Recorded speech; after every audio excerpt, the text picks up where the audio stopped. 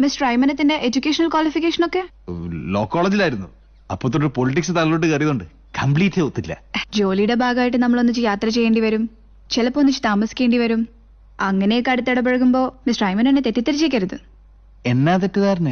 എനിക്ക് ഇവിടുത്തെ രീതികളെ പറ്റിയൊക്കെ പറഞ്ഞു കേട്ടിട്ടുള്ള അറിവേ ഉള്ളൂ. എന്നാലും പെണ്ണുങ്ങളോടുള്ള മലയാളികളുടെ അപ്രോച്ചിൽ എന്തോ ചെറിയ സ്പെല്ലിംഗ് മിസ്റ്റേക്ക് ഇല്ലേ എന്ന് എനിക്ക് തോന്നിയിട്ടുണ്ട്. സത്യത്തിൽ മിസ്റ്റർ ഐമൻ എന്നെ മാഡം എന്ന് വിളിച്ചപ്പോ എനിക്ക് അത്ഭുതം തോന്നി. അയ്യോ, അത് ഞാൻ ചുമ്മാ തമാശക്ക് വിളിച്ച നിർത്തിയേക്കാം. വേണ്ട വേണ്ട, വിളിച്ച സ്ഥിതിക്ക് അത് മാറ്റണ്ട. അതിലൊരു സേഫ് ഡിസ്റ്റൻസ് ഉണ്ട്, അത് നല്ലതാ. മാഡത്തിന്റെ പേടി എനിക്ക് മനസ്സിലായി. പക്ഷെ എന്റെ കാര്യത്തിൽ മാഡം പേടിക്കാൻ വേണ്ട. ഒന്നാമത്തെ കാര്യം, ഞാനൊരു പബ്ലിക് ഫിഗർ ആയതുകൊണ്ടും പ്രതിച്ഛായ ഭയം ഉള്ളതുകൊണ്ടും സ്ത്രീകളോട് ഞാൻ മാന്യമായി പെരുമാറാറുള്ളൂ. ഓ. രണ്ടാമത്തെ കാര്യം, ഞാനൊരു പെൺകുട്ടിയായിട്ട് കമ്മിറ്റഡാ. മൂന്നാമത്തെ കാര്യം, എന്റെ സങ്കല്പത്തിലുള്ള പെങ്കൊച്ചിന് ഇച്ചിരി കൂടെ സൗന്ദര്യമുണ്ട്. അതുകൊണ്ട് മാഡം സേഫാ.